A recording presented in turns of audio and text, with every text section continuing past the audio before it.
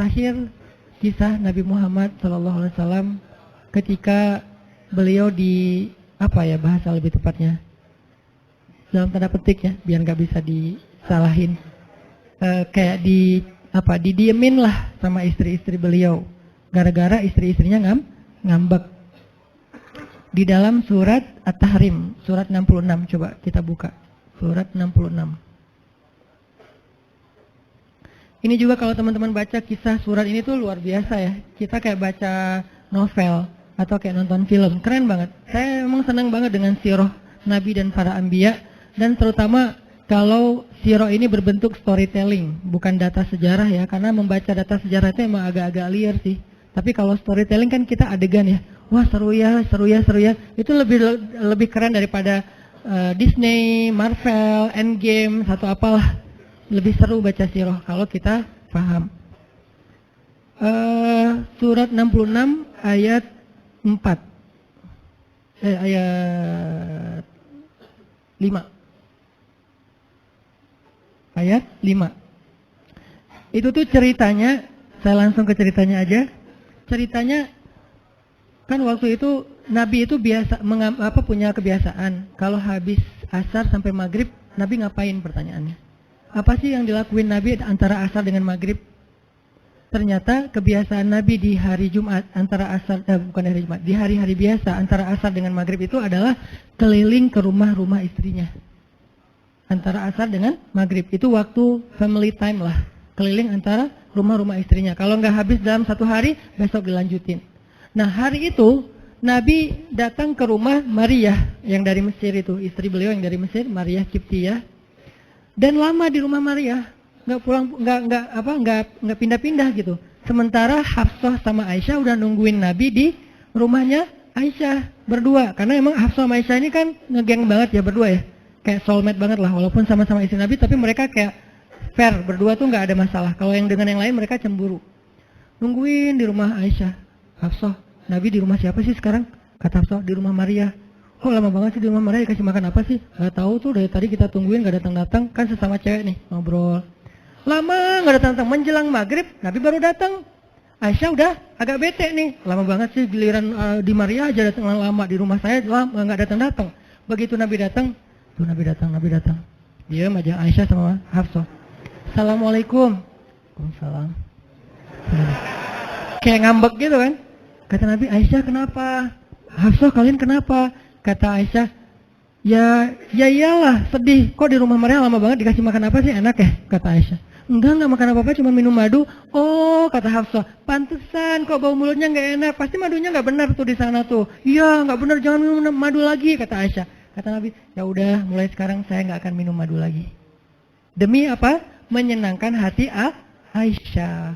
Aisyah langsung yes, Nabi nggak akan minum madu lagi demi saya. Berarti saya kan istimewa banget. Kenapa bisa istimewa? Karena aslinya Nabi itu hobi banget minum madu. Kayak saya mungkin senang minum kopi, tapi demi istri, mulai sekarang saya nggak akan ngopi lagi. Kan istri saya ngerasa, wah demi aku tuh dia nggak mau ngopi lagi. Kan keren kan? Akhirnya Aisyah ngomong ke istri-istri yang lain, kalian tahu nggak? Kata Aisyah, kayak ngomong di grup gitu kan? Tapi grupnya bukan grup WhatsApp, grup mereka gitu. Kalian tahu nggak? Nabi sekarang nggak akan minum madu lagi loh. Kenapa? Karena aku. Wah keren ya Aisyah, istimewa banget ya. Sampai Nabi rela nggak minum madu, padahal madu itu baik. Nabi senang juga demi Aisyah. Ya demi aku gitu. Akhirnya Aisyah bahagia. Allah nggak ridho. Begitu Nabi ngomong kayak gitu, Allah turunkan ayat pertama surat At-Tahrim. Ya ayuhan Nabi. Jibril langsung turun. Ya Rasulullah ada pesan. Ada pesan tuh dari Allah. Kata Rasulullah, pesan apa Jibril? Nih, ya ayuhan Nabi, lima tuharrimu ma ahallallahu lak tabtaghi mardhata azwajik. Kenapa engkau mengharamkan apa yang Allah sudah halalkan bagimu? Hanya pengen menyenangkan hati istrimu, wahai Rasul? Astagfirullah, salah ngomong saya. Mengharamkan yang Allah halalkan. Astagfirullah ya Allah, mulai sekarang saya akan minum madu lagi. Astagfirullah, maafin saya ya Allah. Jibril balik ke Allah, kasih tahu Nabi akan minum madu lagi. Nabi ngomong ke istri-istri yang kumpulin semuanya, kecuali Aisyah. Semuanya dikumpulin. Ada Hafsah di situ. Wah istri-istriku, maaf ya, aku salah ngomong kemarin depan Aisyah. Sekarang aku akan meralat. Mulai sekarang aku akan minum madu lagi di rumah-rumah kalian. Jadi kalau sore aku lagi datang, siapkanlah madu seperti biasanya. Terus istri-istri Nabi ngerasa, Masya Allah, Nabi sekarang minum madu lagi demi kita, gitu kan ya?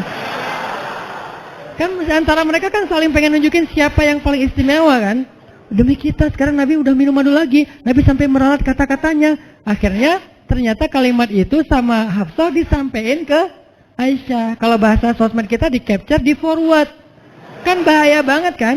Disampaikan ke Aisyah. Aisyah tuh lihat, Nabi sekarang minum madu lagi loh. Demi siapa coba? Demi kami. Aisyah, innalillah, jadi Nabi gini. Cuman Aisyah nggak sampai ngomong kayak kita. Dasarnya cowok di mana aja sama gitu. Itu mah kata-kata cewek sekarang ya. Kalau Aisyah kan elegan kan nggak ngomong gitu. Akhirnya pas Nabi datang Aisyah diam. Aisyah diam. Kata Nabi, Aisyah kenapa? Aisyah kenapa? Oh jadi gitu. Di belakang ternyata sekarang minum madu lagi. Hah? Nabi langsung datangin sama Jibril. Rasulullah tahu nggak kenapa mereka rame-rame sekarang? Siapa yang ngasih tahu nih ke Aisyah? Jibril ternyata jadi penengah. Makanya jangan macam-macam deh sama Nabi. Ada Jibril, ada Allah kan susah gitu membuat rahasia. Tahu nggak Rasulullah kenapa Aisyah ngambek? Kenapa wahai Jibril? Gara-gara Hafsah ngebocorin rahasia Nabi kepada Aisyah. Oh ini kerjaan Hafsah, kata Nabi. Oke, Hafsah. Panggil nih Hafsah. Dipanggil Hafsah, kata Nabi, Hafsah, kamu udah membocorkan rahasia saya. Ini menurut sebagian tafsir. Memang ada banyak tafsir sih. Salah satu tafsirnya kayak gitu. Hafsah, kamu udah membocorkan rahasia aku. Dan sekarang istri-istri pada ngambek. Istri yang lain juga ikut ngambek sekarang gara-gara Nabi kayak sekali minum madu, sekali nggak minum madu. Yang lain pada diam semuanya. Datang ke rumah Ummu Salamah. Assalamualaikum, Ummu Salamah, waalaikumsalam. Tadi kayak aku belum selesai jemuran, dah langsung pergi jemuran. Nggak mau ngomong sama Nabi. Maria, assalamualaikum, waalaikumsalam. Kayaknya tadi aku lagi sibuk nyetrika deh. Jadi nggak ada yang mau ngomong sama Nabi. Diam semuanya. Nabi kan jadi sedih kan. Gara-gara siapa coba? Gara-gara Hafsah. Akhirnya Nabi bilang, Hafsah, aku kecewa banget dengan sikap kamu. Kamu nggak jaga rahasia aku. Sekarang aku antar kamu pulangnya ke rumah Umar. Bahasa lainnya diceraikan. Hafsah dicerain sama Nabi. Kerennya Hafsah pas digituin, dia cuma nangis. Dia nggak bilang, ya Rasulullah, Rasul tega nyerain saya, tuh saya gimana? Gitu. Enggak. Rasulullah cuma masalah madu doang, cuma masalah capture dan saya forward doang kayak gitu dan langsung diceraikan. Tega banget sih Rasulullah. Rasulullah nggak punya hati apa? Enggak. Hafsah tuh diam. Ini nih keajaiban diam yang lain ya. Diceraikan sama Nabi. Innalillah, astagfirullahaladzim. Hafsah yuk kita pulang ke rumah Umar. Iya ya Rasulullah, pulang aja. Baik banget nih Hafsah, soleha banget.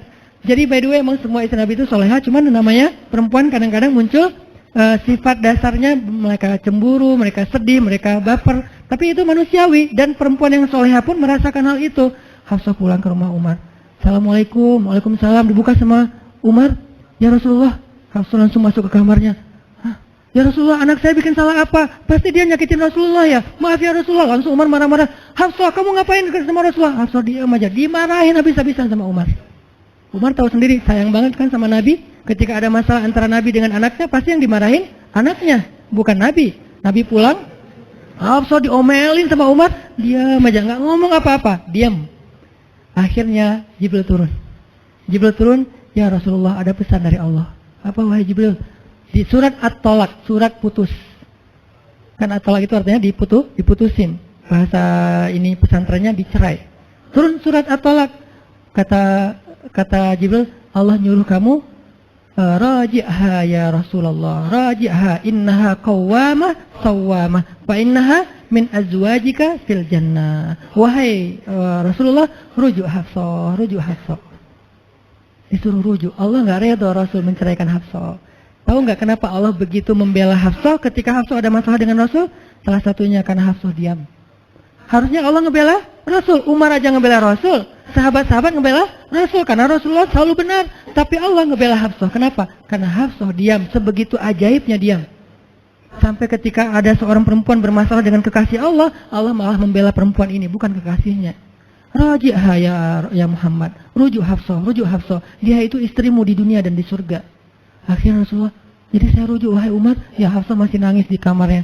Balik lagi Rasulullah naik onta ke rumah Hafsah. Assalamualaikum, waalaikumsalam. Ya Rasulullah, udah saya marahin tuh. Hafsah kata Umar, udah nggak apa-apa Rasulullah, udah nggak usah bersedih, udah saya marahin habis-habisan dia tuh. Kata Rasulullah, Umar, aku pengen ngomong sama Hafsah. Ya Rasulullah jangan, biar saya aja ngomong. Dia emang nggak bisa ketemu sama Rasul. Ya Umar, aku pengen ketemu sama istriku. Hah, istrimu? Hafsah, itu Rasulullah. Keluar lagi Hafsah. Soleha banget, lembut banget. Keluar. Ada apa ya Rasul? Hafsah tuh nggak marah-marah. Ada apa ya Rasul? Hafsah, aku pengen ngomong sama kamu. Umar diam bingung. Kata Rasulullah, Hafsah, aku ingin ajak kamu balikan. Romantis gak sih? Rasul pengen ngajak Hafsah balikan. Kok balikan sih Ustaz? Ya rujuk kan balikan. Rujuk artinya kembali ya balikan. Hafsah balikan yuk. Umar bingung, hah balikan?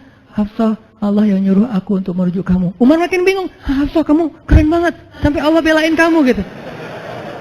Kata Nabi, Hafsah, Allah turunkan ayat khusus tentang kamu di surat ini. Umar makin bingung, sampai turun ayat, Masya Allah, anakku ini subhanallah, Masya Allah gitu kan ya. Akhirnya, ya Rasulullah, Allah sampai turunkan ayat tentang masalah ini. Alhamdulillah, Hafsah sujud syukur, Hafsah nangis, Hafsah langsung meluk Rasul. Umar, aduh gimana nih? Udah beres gitu, Hafsah dibawa pulang sama Rasul. Boncengan berdua, Hafsah boncengan sama Rasul. Naiklah mereka, mobil mereka yang bermerek onta itu. Gimana cara pulangnya? Di depan rumah Umar, Rasulullah langsung berlutut, langsung ngasih tangan buat Hafsah. Hafsah megang tangan Nabi, injak lutut Nabi, naik ke atas onta. Itu tuh romantis banget. Lalu Rasulullah bonceng Hafsah. Tadi kan cerita Hafsah dicerai sama Nabi itu kan heboh di grupnya istri-istri Nabi kan? Hafsah dicerai loh, Hafsah dicerai loh. Jangan-jangan kita juga dicerai. Soalnya Nabi udah gak mau ngomong sama kita. Astagfirullah. Jadi grup Nabi, istri-istri Nabi itu pada khawatir kalau mereka juga sama nasibnya dengan Hafsah. Pada bingung. Tapi tiba-tiba mereka ngelihat Hafsah pulang ke rumahnya dibonceng Nabi. Itu tuh langsung trending loh. Istri-istri Nabi, tahu gak tuh Hafsah dirujuk sama Nabi sampai turun ayat di surat Al-Baqarah. Oh gitu. Wah Hafsah keren banget ya. Wah istri-istri Nabi pada cemburu pada Hafsah. Diturunkan Hafsah, yang lain pada ngintip Hafsah. Sampai masuk ke rumahnya. Nabi beres di rumah Hafsah, keluar masuk ke masjid. Dia di masjid. Istri yang lain Nabi nggak mau ngomong. Aisyah, Ummu Salamah, Saudah, Maria, Sofia, siapa lagi? Yang Zainab bintu Jahsy. Semuanya Nabi diamin, nggak mau diajak ngomong. Datang satu-satu, ya Rasulullah mau dibuatin minum apa? Astagfirullah, subhanallah. Datang lagi Aisyah, Rasulullah capek, subhanallah. Diam semuanya, nggak ada yang mau diajak ngomong sama Nabi. Udah mereka akhirnya pada pulang, bingung. Ya nasib kita gimana ya? Tanya ke Hafsah yuk. Sekarang Hafsah jadi kayak selebritinya. Hafsah. Pada datang ke rumah Hafsah. Hafsah bantuin kita dong. Sampai Aisyah aja yang tadinya kayak apa? Bisa bilang kayak pemimpin istri-istri Nabi kan? Aisyah paling cerdas, paling disayang sama Nabi. Sekarang Aisyah diam-diam ngomong, Hafsah bantuin dong. Kita nih lagi digantung sama Nabi. Kata Hafsah sekarang kan kayak lagi di atas angin gitu. Kalian sih nyakitin Rasul. Cie. Hafsah tuh kayak wah, lagi masa-masanya Hafsah gitu kan. Hafsah, gimana dong? Ya udah, ngomong aja langsung sendiri. Rasulullah nggak mau ngomong sama kita. Ya udah coba minta tolong ke ayah kamu Aisyah, kan ayah kamu dekat sama Rasulullah. Akhirnya ngundang Abu Bakar. Ya Abu Bakar, baca deh tafsir dari ayat-ayat ini. Abu Bakar datang, ayah tolongin kami dong. Kenapa? Kami tuh dianggurin sama Nabi, didiamin, digantung udah seminggu lebih. Jangan-jangan kami juga dicerai kayak Hafsah. Kalau Hafsah dicerai tapi udah dirujuk, kami gimana nasibnya? Akhirnya, ya udah biar aku yang ngomong sama Rasul. Datanglah Abu Bakar ke masjid. Rasul lagi zikir. Ya Rasulullah, itu istri-istrimu mutus saya. Subhanallah. Ya Rasulullah, Masya Allah. Ya Rasulullah, la ilaha illallah. Abu Bakar aja, Rasul gak mau ngomong sama dia. Padahal Abu Bakar itu udah paling akrab sama Nabi. Abu Bakar diam, gak bisa diajak ngomong nih. Abu Bakar balik lagi ke rumah istri-istri Nabi. Kata istri-istri Nabi, gimana Abu Bakar? Astagfirullah, innalillah, gimana kalau Abu Bakar aja gak bisa, gimana yang lain? Terus akhirnya datang lagi ke Hafsah. Hafsah bantuin dong, kita udah gak jelas nasibnya nih. Kata Hafsah, ya udah aku minta tolong ayahku ya. Hafsah masih kayak gak mau langsung ke dia gitu. Ya udah aku minta tolong ayahku ya, panggillah Umar. Ayah bantuin mereka dong, nasib mereka sekarang lagi terkatung-katung gitu. Umar marah, kalian sih. Nah, tadi kan yang diomelin Hafsah kan, sekarang diomelin semua istri Nabi, diomelin sama Umar. Dan salah satu kalimat omelannya Umar, itu tuh kerennya Umar sampai di-repost sama Allah. Coba. Ada nggak manusia yang kata-katanya di-repost Allah? Nggak ada, cuman Umar. 2 kali kata-kata Umar di-repost oleh Allah. Arti di-repost apa? Ditayang ulang di Al-Quran. Kan repost itu berarti tayang ulang kan? Di-capture, langsung di-copy, paste, langsung ditayangin. Itu tuh kata-kata cuman Umar yang pernah digituin sama Allah.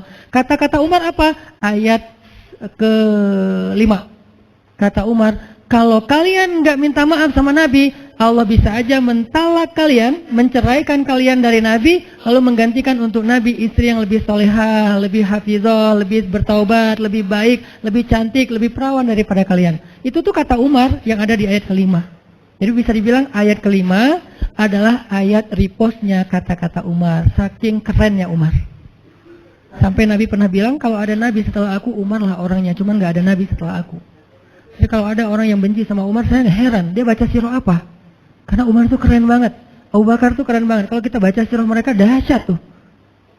Dan kalau ada yang bilang Umar sama Ali itu gak akur, aneh juga. Karena Ali memberi nama anaknya, yang pertama Abu Bakar, yang kedua Umar, yang ketiga Utsman. Ketika ditanya sama Umar, ya Abul Hasan, kamu memberi nama mereka dengan nama-nama kami, kenapa? Kata Ali, aku berharap mereka jadi orang soleh seperti kalian. Terus gimana caranya? Ali ngasih nama Umar sementara dia benci sama Umar? Gak mungkin dia benci. Masa ngasih nama orang yang dibenci kan? Dek, namanya siapa? Namrud. Kok Namrud sih? Kan ayah saya benci banget sama Namrud. Datang lagi, dek, namanya siapa? Iblis. Bukan iblis sih gitu kan ya? Gak mungkin lah. Ngasih nama anak pasti karena sayang. Kayak saya ngasih nama Aisyah, Maryam, Mutia, Yahya, Ertugrul. Itu karena emang saya ngefans dan ngidolain banget dengan nama-nama ini. Yahya, Ayyash, tiga tokoh di situ. Nabi Yahya, Ayyash sahabat Nabi, dan Yahya Ayyash mujahid Palestina. Jadi 3 tokoh sekaligus. Nabi Yahya saya ngidolain banget supaya Yahya jadi anak kecil yang seperti Nabi Yahya menghafal Quran. Kedua, Ayyash itu sahabat Nabi Muhammad.